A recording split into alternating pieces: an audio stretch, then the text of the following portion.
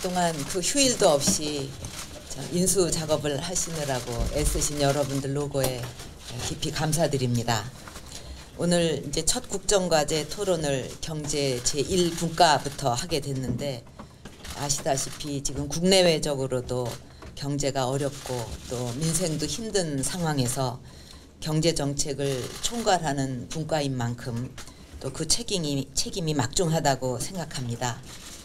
이제 세부적인 그 얘기를 하기에 앞서서 뭐 다 알고 계시지만 우리는 항상 뭔가 큰 그림을 놓치지 않아야 된다고 생각합니다. 과연 이런 세부적인 일을 하는데 우리가 추구하는 궁극적인 목표나 뭐 철학이나 비전은 뭐다 하는 거를 항상 그 마음속에 두고서 이제 이렇게 그 어떤 세부적인 것을 해 나갈 때 더 좀 목적에 부합하게 일을 해 나갈 수 있다고 생각을 합니다. 그래서 뭐 다 아시지만 우리가 좀 바꾸려고 하는 그 경제 패러다임은 어떤 것인가 하는 것을 다시 한번 잠깐 짚어보면, 과거에는 추격형 성장에서 이제는 선도형 전략으로 가야 한다는 거, 또 그동안 수출 중심의 성장에서 이제는 수출과 내수가 함께 가는 쌍끌이 경제로 가야 한다는 거, 그리고 그동안 그 제조업 치중 방식에서 이제는 서비스업의 경쟁력도 함께 키워가야 한다는 것입니다. 또 제조업을 그냥 뭐 그러니까 좀 이렇게 경시한다는 게 아니라 어떻게 하면 그 어떤 부가가치를 더 높인다든가 제조업의 경쟁력을 더 높일 것인가 하는 쪽으로 또 제조업도 우리가 생각을 해야 된다는 그 뜻이겠습니다. 경제 민주화를 통해서 성장의 온기가 골고루 퍼지도록 만들어서 무너진 중산층을 반드시 복원해내야 한다는 거, 이제 그런 것이 우리의 그 중요한 목표고, 또 이런 관점에서 우리 경제 틀을 다시 짠다는 자세로 우리가 일을 해 나가야 된다고 생각을 합니다. 두 번째로 이제 중요하게 우리가 생각해야 되는 것은 역시 현장의 목소리를 정책에 충분히 반영해야 된다는 점입니다. 그러니까 국민들이 실제 삶의 현장에서 느끼는 그런 불편함, 어려움을 우리가 충분하게 듣고 또 그 해결책을 찾아서 하나하나 실천해 가는 것이 아주 중요합니다. 손톱 밑에 가시라는 얘기를 여러 번 이제 했지만은, 그것이 중요한 이유는 이 손톱 밑에 그 보이지도 않는 그 작은 가시 때문에 뭐 어디 금강산 구경을 가자 그래도 그거 다 좋지만 손톱 밑에 이 가시 때문에 그게 흥미가 없는 겁니다. 이거부터 해결을 해야지. 또 뭐 좋은 음식 잔뜩 차려놓고 드세요. 그렇게 해도 지금 그 이 손톱 밑에 가시가 있는데 그게 뭐 먹을 맛이 나겠습니까? 우선 그런 것부터 해결을 해야 된다.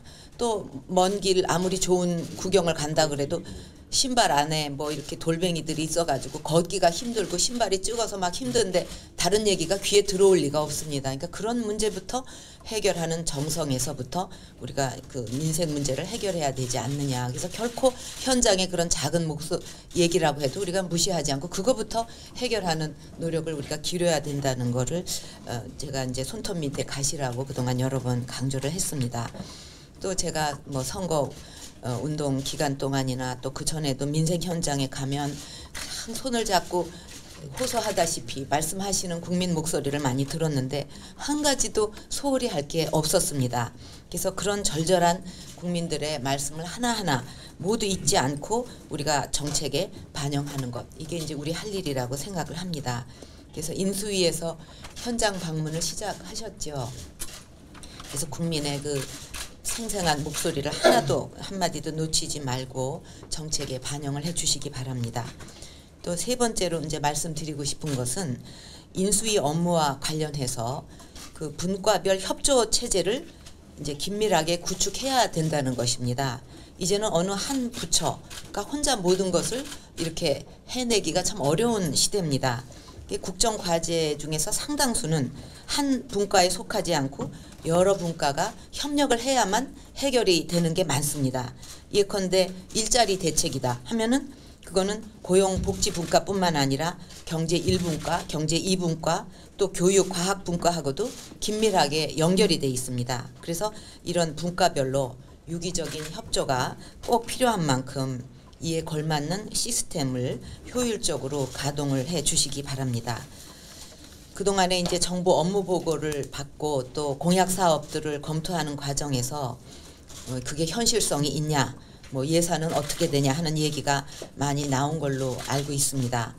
근데 저는 이제 이 국정 운영의 패러다임을 바꾸고 또 우리의 생각을 이 시대 흐름에 맞게 또 국민의 뜻에 원하는 바에 맞게 이렇게 딱 바꿔갖고 새로운 정책을 굳건하게 의지를 가지고 실천을 해간다면 우리가 하려는 일들을 모두 해낼 수 있다고 믿습니다.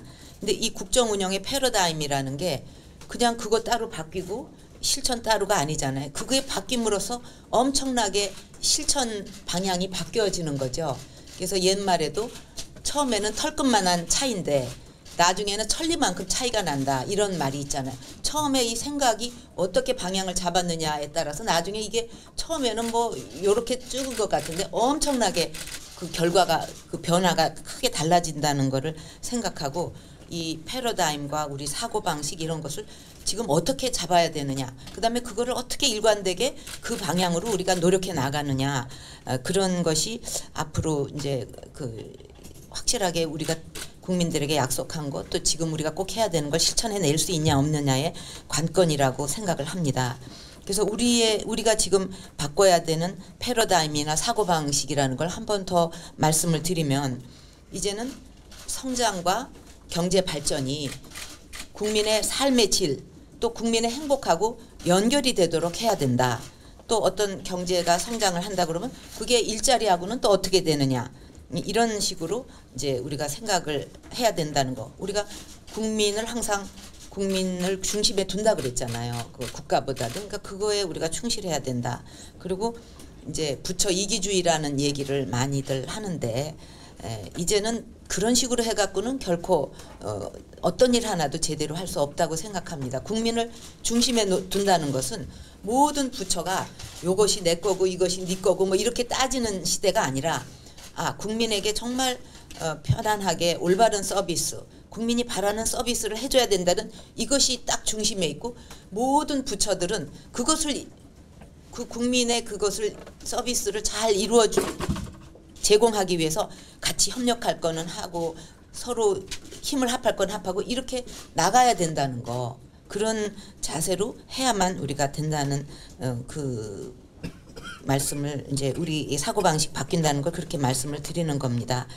그래서 새 정부가 이제 초지일관의 의지로 이것을 잘 실천해 나가려면 인수위에서 그 정책의 틀을 이제 잘 잡아야 됩니다. 여기서 틀이 조금이라도 잘못 잡히면 나중에 천리만큼 차이가 날 수가 있어요. 그러니까 잘 잡아주시고, 또 그동안 이제 오늘 이 자리가 그동안에 제시됐던 여러 그 대안들에 대해서 한 번 더 점검하고 또 정리하는 계기가 돼서 이제 국민께 드린 약속을 잘 실천하는 그런 디딤돌이 되기를 바라겠습니다.